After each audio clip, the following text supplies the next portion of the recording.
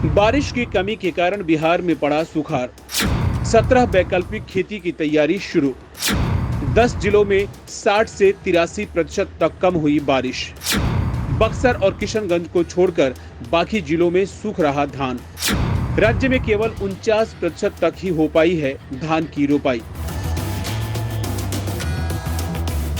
निर्धारित समय से एक दिन पहले बिहार में मानसून के दस्तक देने के बाद भी इस साल अपेक्षित बरसात नहीं हुई है।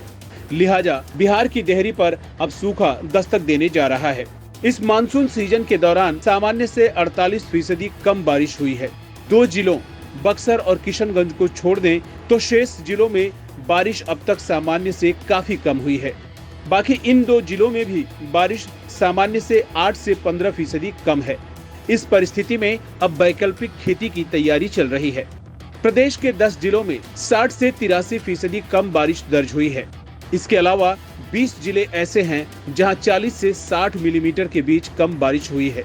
शेष जिलों में 21 से 40% से कम बारिश दर्ज की गई है। पिछले 36 घंटे में बिहार के ऊपर ट्रफ लाइन के गुजरने के बाद भी बादल बिना बरसात किए गुजरे जा रहे हैं।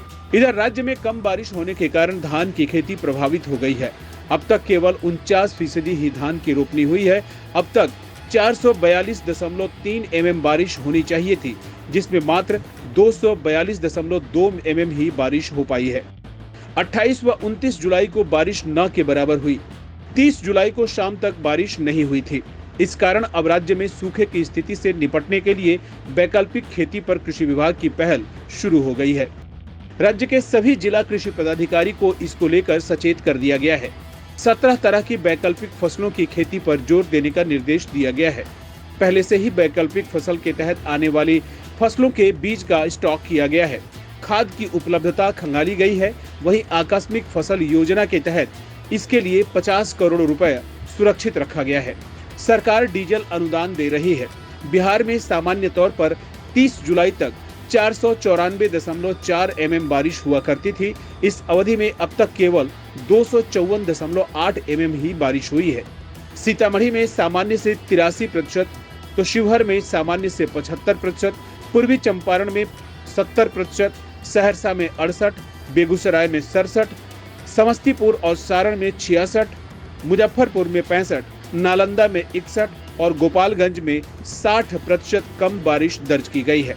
विशेषज्ञों के मुताबिक ये जिले जबरदस्त सूखे की चपेट में आ सकते हैं।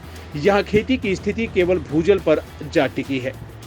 शॉर्ट टर्म धान, संकर मक्का, अरहर, उड़द, तोरिया, सरसों, मटर, भिंडी, मूली, कुल्थी, महुआ, सांवा, कोदो, ज्वार और बरसीम की खेती वैकल्पिक तौर पर की जाएगी।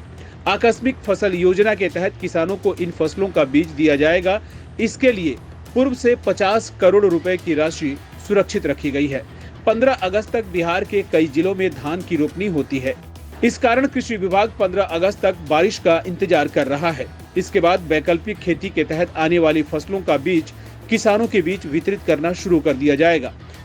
इसके लिए 41,264 क्विंटल बीज कृषि विभाग ने मंगा कर रख लिया है। केंद्र सरकार से और बीज की डिमांड की गई है। राज्य में अभी धान की खेती काफी प्रभावित हुई है। इस कारण खाद की अभी उतनी जरूरत नहीं पड़ रही है, मगर जैसे ही वैकल्पिक खेती शुरू होगी खाद की डिमांड बढ़ जाएगी। राज्य में अभी कुल जरूरत का 62% ही यूरिया उपलब्ध है। इसमें डीएपी कुल आवश्यकता का 60% है, एनपीके कुल आवश्यकता का 59% तथा एमओपी कुल आवश्यकता का 19% ही उपलब्ध है। न्यूनतम समर्थन मूल्य कम होने के कारण राज्य के किसान पैक्स में गेहूं काफी कम मात्रा में बेच रहे हैं। बीते 4 सालों में इस साल काफी कम मात्रा में केवल 593.319 मीट्रिक टन गेहूं ही किसानों ने पैक्स में बिक्री की है। वर्ष 2020-21 में 3,710.267 मीट्रिक टन, वर्ष 2021-22 में 4,55,518.463, वर्ष 2022-23 में 3,066.615 मीट्रिक टन गेहूं की बिक्री ही किसानों ने पैक्स में की थी। राज्य में 8,000 से अधिक पैक्स हैं।